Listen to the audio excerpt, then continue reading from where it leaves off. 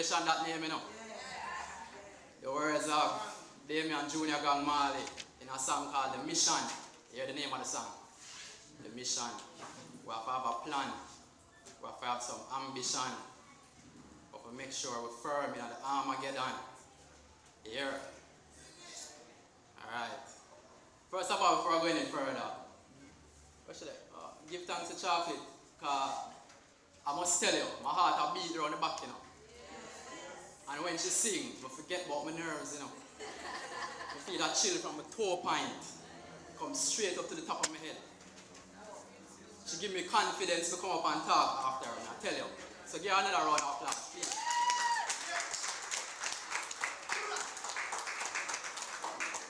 Big up the elder who just give the prayer. More confidence. Thank you very much.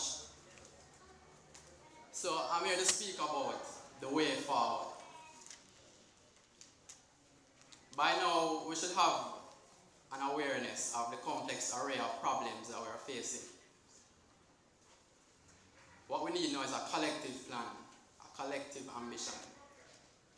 Before I go any further, let me give a word of caution.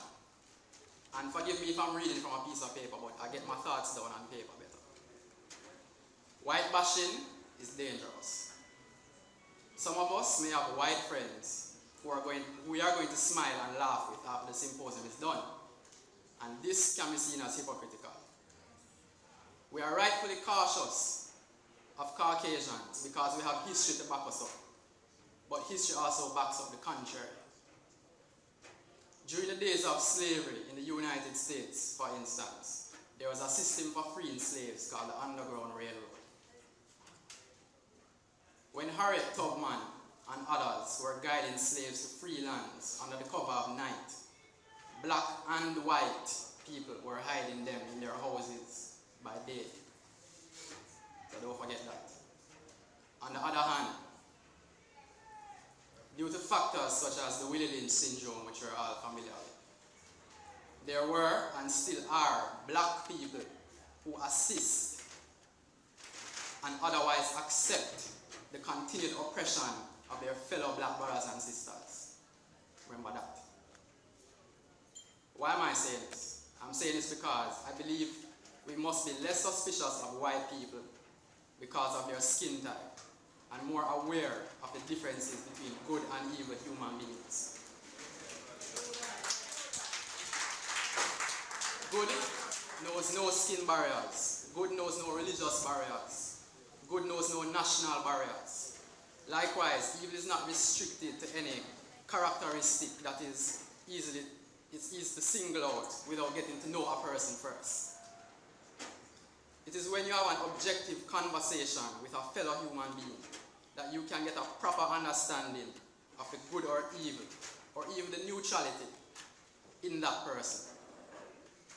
Complete objectivity may be an unrealistic ideal for most of us, especially as we have been conditioned to judge people based on initial appearances. We should at least give others a fair chance to prove our preconceived notions right or wrong before we pass a final judgment. With that said, the way forward should incline us to build an army of goodness. Good people as opposed to good warriors or good scientists or good business persons or good politicians should be the very foundation upon which we stand. Adolf Hitler was a good politician, an excellent politician. Was he a good person? Alright. When we unite with goodness as the common denominator, we will find that the passion which drives us to conquer evil will make us the greatest warriors, scientists, business persons, politicians the earth has ever seen. We must remain confident in the victory of good over evil. With that said, what should we aim to achieve? We know of the criminality which plagues us, but you can't blame the youth. We know of the diseases running rampant in black populations across the world. Can't blame them too much for that either. A repetitive theme in the symposium this year is the need to control our economic destiny. I've been giving it some thought for a good while now, and basically came to the conclusion that economic independence is necessary for us to rid ourselves of these other problems. Secondly, for us to attain this kind of independence, Africans worldwide have to recognize and pinpoint our competitive advantages in the global market. Two things immediately came to my mind at that point: our artistic expressions and our sporting prowess, and I'm going to expand now. In the arts, our Western musical styles, like reggae, dancehall, hip-hop, are so widely recognized and influential, and they generate so much income that we cannot just sit down and allow revenue to be flowing to foreign hands. Reggae is a perfect example of something distinctly ours that is exploited by Europeans for economic gain. In fact, I think we got a statistic just yesterday that only 3% or 4% of the revenue comes to Jamaica, and that's reggae music that was born here in Jamaica. It has to stop. Let us regulate our art and craft industries for the material gain of Africans. Let us teach music-related trades to our people.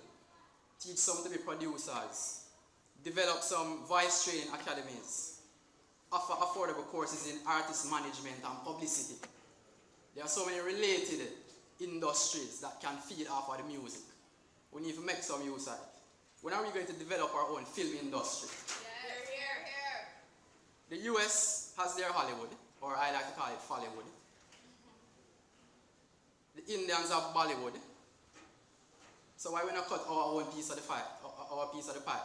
We can call it Jollywood.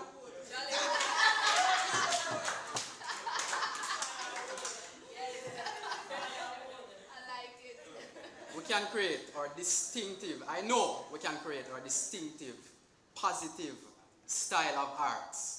Because I've been to places like China and I've seen it with my own eyes where they shape their own destiny through the media. Remember that, we can do it. In sports, Jamaica alone racks up athletic medals like nobody's business. We all know this. When it comes to sprinting, the United States know. The Olympic goal in 100 meter, 200 meter, 400 meter, the whole of the relay them, if them want them goal there, them have to run better than Jamaicans. And here's the ironic part. What color are most of the United States sprinters? What color are they? Them black to do. Alright. In long distance challenges, which countries dominate? Ethiopia, Kenya. Bare African country. So what is telling us? This is telling me personally something about the spirit of Africans and the spirit of the continent. They endure in Africa. We endure as Africans.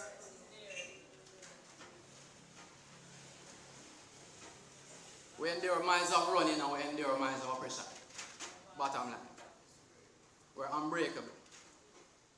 In fact, I told you guys to listen to the song, right? I hope you're paying attention. In the mission, you'll hear Junior Gang say, the race is not just for the swift, but those who can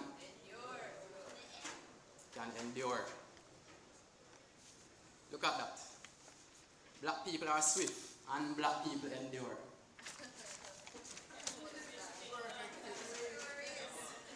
This reinforces in me a confidence in the victory of good over evil. For the human race. Yes, Mother Moses. So let us build sporting academies that employ our greatest athletes as coaches and attract and nurture our greatest young talents. Let us try to develop our own equipment.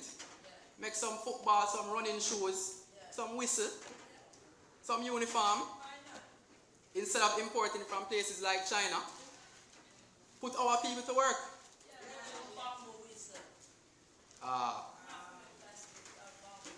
Speaking of building things, look at the aviation industry right now. I went to what they consider the #1 aviation school in the world, over in Florida. I didn't enjoy one day of it, but that's the next story. Air travel has grown to never before seen heights.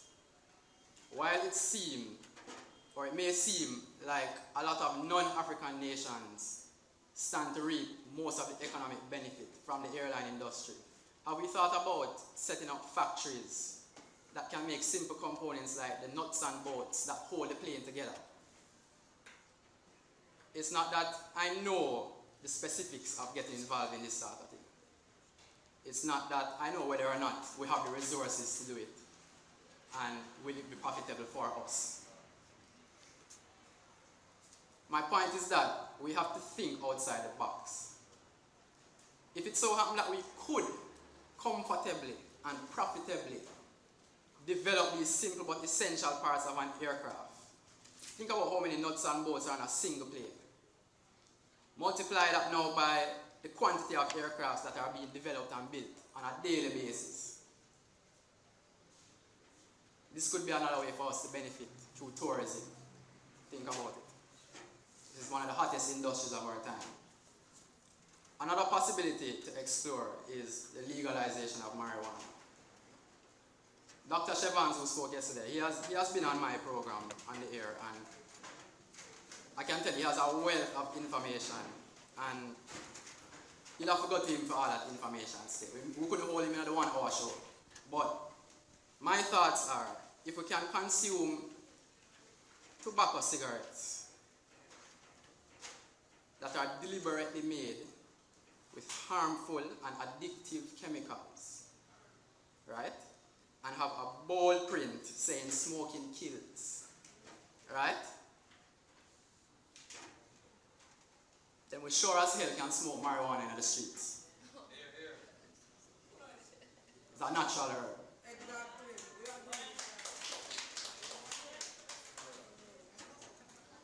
The USA has its, what do you call it now? Medical marijuana.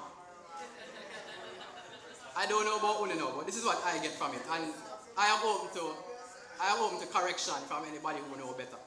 This is what I get from it. Them are rub it in our face, right?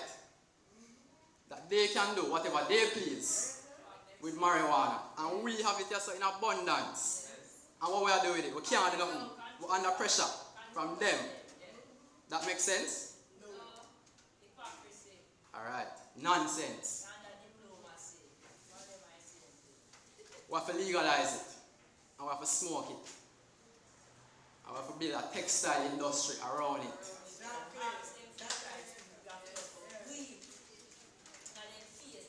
In Jamaica today, the buzzword going around for you other Caribbean nationals and outsiders, the buzzword in Jamaica now is brand Jamaica. Brand Jamaica. We are marketing ourselves to the world now. Brand Jamaica. How come we now have cannabis clothing lines? Things like that. There are countries around that we can trade with. We can trade among ourselves in the African diaspora. We can trade with Africa, around the Caribbean. I don't see why we need dependence on the neighbors to the north. As a matter of fact, who come up with the war on drugs? If them don't like it, tell them to come. Make we start our thing. Tell them to come and face the warriors them we have in Jamaica. Tell them to come. As a matter of fact, the gangsters them what they about now, they have blood in them eye. And you see, if you give them a common purpose, if them see self-preservation at one, and a guy who want to come try to send soldier, what do you think of that? You think them can face our bad man them? Tell them to come try and stop it.